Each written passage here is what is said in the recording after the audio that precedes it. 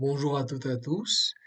Aujourd'hui, nous sommes ici pour parler de la variation de stock. Variation de stock pour deux types de stock. Vous avez bien sûr les marchandises et les matières premières qui ne suivent pas du tout la même logique que les produits finis. Là, c'est vraiment important de distinguer les deux et on va donc trancher la question. On va comprendre finalement quelle formule pour quelle variation utiliser, comment et pourquoi. Le plus important, c'est pourquoi utiliser la formule, telle ou telle formule. Regardons. Déjà, comme vous savez, il y a deux types de stock, bien sûr. Il y a stock des marchandises et de matières premières, et bien sûr des stocks de produits finis. Exemples sont nombreux, la liste n'est pas exhaustive. Bois, farine, pétrole, ce sont des biens qui seront transformés dans leur vie dans le cycle de production et qui seront transformés pour produire d'autres services et d'autres biens. La farine nous sert pour faire des baguettes, des croissants, etc., etc. Les produits finis, d'autre côté, ce sont des produits qui sont déjà prêts à notre utilisation.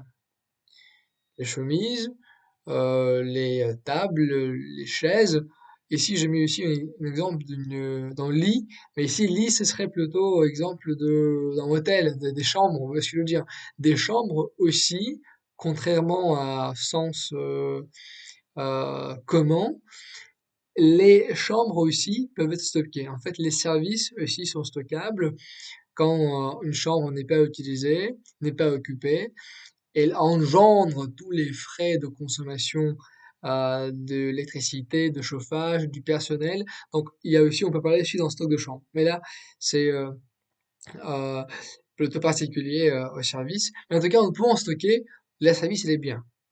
Mais on va commencer par les marchandises et les matières premières. Donc là, le stock de marchandises et de matières premières. Qu'est-ce que c'est la variation?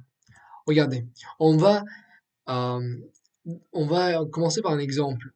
Par exemple, au début de l'exercice, nous avons donc le stock initial de 120 000 euros. D'accord?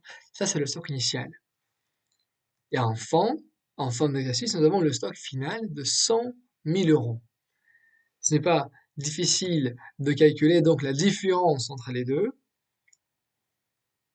Et la différence entre les deux, c'est bien sûr notre variation. La variation de stock, c'est donc SI, stock initial, moins stock final. Attention, la variation de stock pour des marchandises, de matières premières, d'accord? On ne parle pas de produits finis. On ne parle que de marchandises et de matières premières. Donc, la variation, on est d'accord, elle est positive dans ce cas-là. Parce que 120 moins 100, c'est 20, la variation est positive. Mais regardez bien, le stock, il a diminué. On est bien d'accord, le stock a diminué. Donc, si la variation, elle est positive, nous avons donc la diminution de stock et nous avons augmentation de la charge. Pour la charge, je parlerai un tout petit peu plus euh, après. Pour l'instant, juste comprenez l'idée que variation de stock positive signifie diminution de stock. On est bien d'accord, c'est le stock qui a diminué.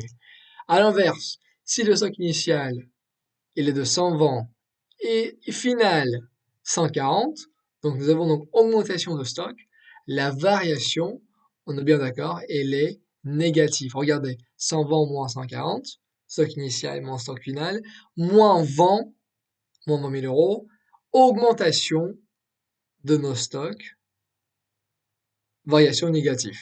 On est bien d'accord que la variation ici est négative. Et j'ai écrit ici la diminution de la charge. Pourquoi est-ce que j'ai écrit ici la diminution de la charge? Regardons un exemple ici.